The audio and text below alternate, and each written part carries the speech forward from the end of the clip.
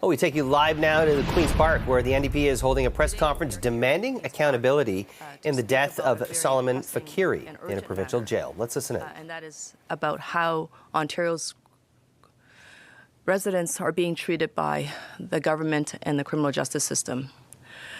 Joining me on the podium this morning is Deputy Leader of the official opposition NDP, Sol Mamakwa, who is also a co-sponsor of a new bill that we have tabled as of yesterday. We are also joined by Jennifer Chambers, who is the Executive Director of Empowerment Council, Emily Coyle, the Executive Director of the Canadian Association of Elizabeth Fry Societies, and I'm deeply honored to have the presence with us today the mother of Soleiman Faqiri, as well as his brother, Yusuf Faqiri. On December the 6th, 2016, Soleiman Faqiri was temporarily housed at the Central East Correctional Centre in Lindsay, Ontario. He was waiting for a mental health bed, at the Ontario Shore Centre. Soleiman was previously diagnosed with schizophrenia, and he was having some very urgent mental health needs. And these mental health needs, were also identified by the correctional staff in the facility, as well as his family. Repeated requests by the Faqiri family to see him during Soleiman's time in custody was denied. Only 11 days later, on December the 15th, 2016, Soleiman Faqiri was killed while under government care, following an altercation with the guards. His body was found restrained with his hands behind his back, restraints placed on his ankles. He was pepper sprayed, and his face was covered with a spit hood.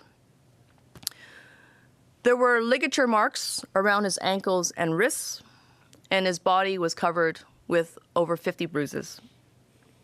There was also a very large laceration across his forehead. All of this was confirmed in the independent coroner's report. Soleiman Faqiri was neither the first nor last individual with mental health disabilities to die in an Ontario prison. The Faqiri family has been bravely speaking out for years now, and supported by the official opposition NDP, asking and calling for accountability for the acts of violence inflicted on their son and brother while under government care. The family has been calling on the government of Ontario to reform the province's correctional system to ensure greater transparency of information and deep accountability when it comes to training and dealing with people living with mental health who are in crisis. The jury from the coroner's inquest made 57 recommendations directed at the provincial government. The very first recommendation, was calling on the government to develop and issue a public statement within 60 days of this verdict, recognizing that correctional facilities are not an appropriate environment for persons in custody experiencing significant mental health issues. The jury also deemed that Soleiman Faqiri's death was preventable, tragic, and a homicide. It is now 157 days since the inquest recommendations were released.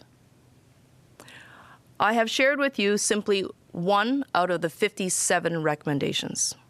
There are many, many more, including calling on the government to transfer correctional health care from the Ministry of the Solicitor General to the Ministry of Health by establishing a provincial agency within the Ministry of Health to deliver and oversee healthcare services in correctional facilities.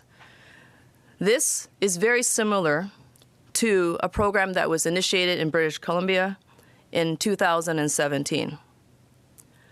The recommendations go much further and much deeper. We will not have time to identify all the recommendations for you today, but the very first recommendation is the pinnacle. It will lay down the foundation to how we in Ontario address mental health crises. It should never be with corrections. People living with mental health crises are not criminals. They are sick, and they need our help. I would like to introduce Emily Coyle, the Executive Director of the Canadian Association of Elizabeth Fry Societies. She will be speaking next. And following Emily, we'll hear from Jennifer Chambers, the Executive Director. We've been listening to NDP MPP Kristyn Wong-Tam at Queen's Park holding a press conference demanding accountability in the death of Soleiman Faqiri.